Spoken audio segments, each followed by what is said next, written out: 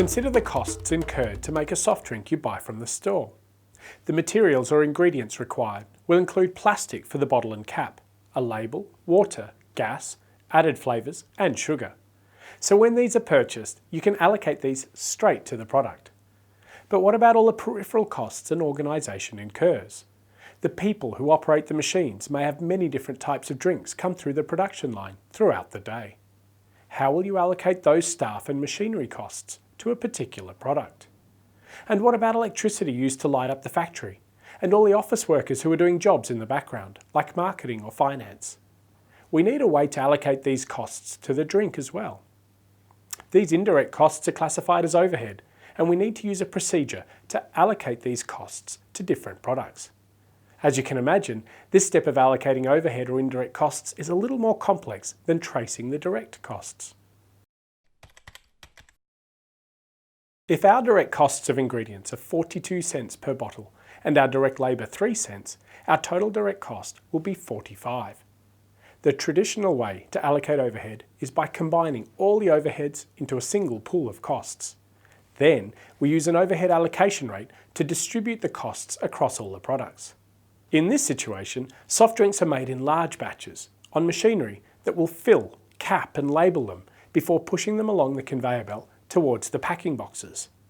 If there are 3 different drinks being produced in the factory and total overheads add up to 100,000, then we need to allocate this amount to the 3 main product lines.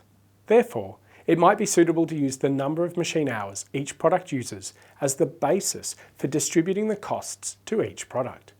If we need 800 machine hours to produce all the drinks, then we can work out how much of the $100,000 of overhead to allocate for each machine hour.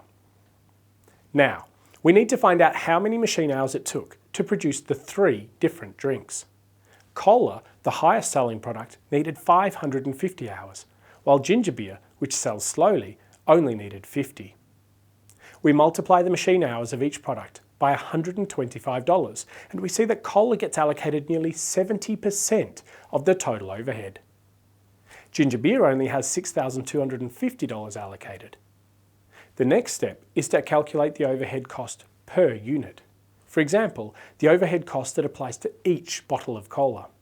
We do this by dividing the overhead amount allocated to the overall product, such as cola, into the actual units produced for that product. We can see that although less total overhead is allocated to ginger beer, at 20 cents per unit, it has the highest amount allocated.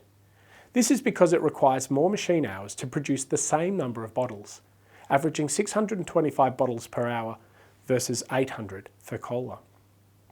Now that we know the overhead costs, we can add these to our direct costs of 45 cents per unit to get a total unit cost for each product.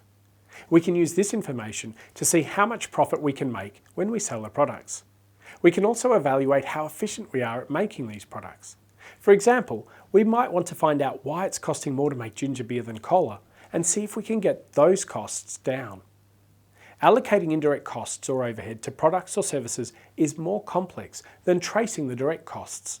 However, the traditional method of overhead allocation, which uses a volume-based, predetermined allocation rate, makes this calculation relatively straightforward.